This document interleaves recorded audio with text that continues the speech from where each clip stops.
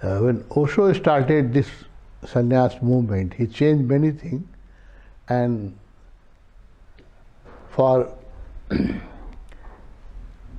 17 years after his enlightenment, he was refusing to make anybody disciple. I joined him that period when he had not started sannyas movement, and I also requested, because I was so much attracted, that I requested him that initiate me, make me your disciple. But that time he was called Acharya Rajneesh. Later on, we started calling him Bhagwan Rajneesh, and finally Osho. So that I requested, that time we used to call him Acharji, Acharya Sri. So Acharya Sri, make me your disciple, initiate me. Then he said no. To making disciple is a big responsibility. It's a bigger responsibility than producing a child. When you make a child, you have to feed, you have to educate, your responsibility becomes. But once he starts earning, or once he or she is married, you are free from the financial or physical responsibility of your children. But when you, Bhagwan said that, but when you initiate a disciple, until and unless he becomes enlightened, you are not free from the responsibility. So it's a big responsibility on master soldier when he initiate anybody to help his disciple. His responsibility is only two times. Once when disciple drops the sannyas, that time he used to, when he started sannyas, he was insisting for mala also. When somebody, he said to it, when somebody drops his mala and his sannyas clothes and sannyas name, then I am free. Then he is free. But if you remain a disciple, then a master responsibility to help him remains till he become enlightened. Once he become enlightened, then he is master of his own self, and master becomes free. So master is maximum happy when a disciple becomes enlightened, because that's not only freedom of disciple, that is a freedom of master also from responsibility, big responsibility. That's why every enlightened master works, inspire disciple to become enlightened as early as possible. No? That's because it is a freedom for both. Freedom for the master also from great responsibility, and freedom for the disciple also from the all bondages. Once you become enlightened, you are really become free. But after 17 years of his enlightenment, he became enlightened in 1953. For 17 years he refused anybody to accept as disciple. But in 1970, he was doing a camp in Himalaya, Manali. All of a sudden,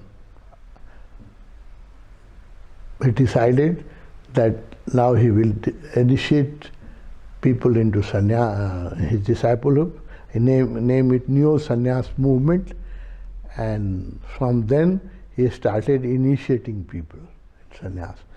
So not me only, many hundreds of disciple, a person like me was refused in the beginning. Bhagwan never accepted anybody as a, but after that he started giving sannyas. Most auspicious day of my life, and so many problems of my life which I was trying to solve problems, and I was trying to solve those problems, and I always fail. I could not solve those problems. I was surprised by just after initiation itself. I didn't have to try to solve it. It just, I got so much confidence. Problems, financial, family. I have a lot of problems.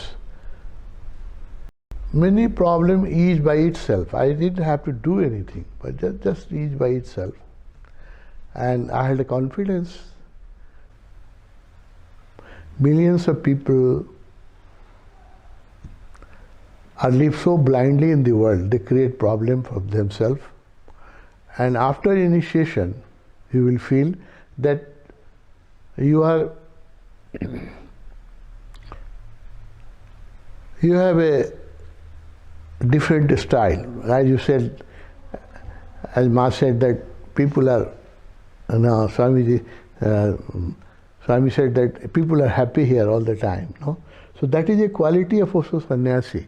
Wherever you can recognize Osho Sannyasi by their laughter also. They are always, most of the time they are happy. So that is a great gift, to be happy in this miserable world. The people are so sad and serious all over the world.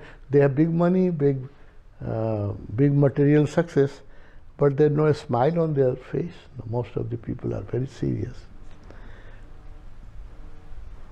So I want to congratulate you for making this big decision. I think this is the biggest decision of your life. There was a lot of discipline for sannyasi in old tradition. What to eat, what not to eat, when to wake up. But Osho has eased our path. He has given us only one compulsory decision, that you have to meditate 1 hour every day. Anytime, morning, evening, anytime. 23 hours you do worldly affairs, you look after your responsibilities, but 1 hour you spare for your spiritual growth. That is the only compulsory, and that meditation and your trust. More you will meditate, more love and trust grow in you. More gratitude will grow. As we are becoming older, as we are becoming seasoned sannyasi, now we have all seasoned sannyasi, all sannyasi who had been initiated few years before, they feel great gratitude for the Master. Every day that gratitude is growing more and more, because now we see how our life has changed. One man has changed life of millions of people without much interfering in their life. That is also beauty of Bhagwan. Bhagwan does not interfere in your personal life. No, he does not say that. He does, other masters interfere in your personal life. Bhagwan does not interfere in your personal life, but still he changed your life, and you will find every year after your sannyas that you are not the same person. There has been some change. But the only condition is that you should meditate regularly. That's the condition. And the second thing I also want to remind, people have misinformed about mala. Mala is a compulsory part of sannyas. You can read his lines in my book, which I have given, that mala is a part of this sannyas, and through mala you are connected with your master. There are many quotes of Osho about mala, thousands of quotes. Time he have given emphasis on the mala. So I will request that you should wear mala all the time. If you don't want to show for any reason, you can keep it inside.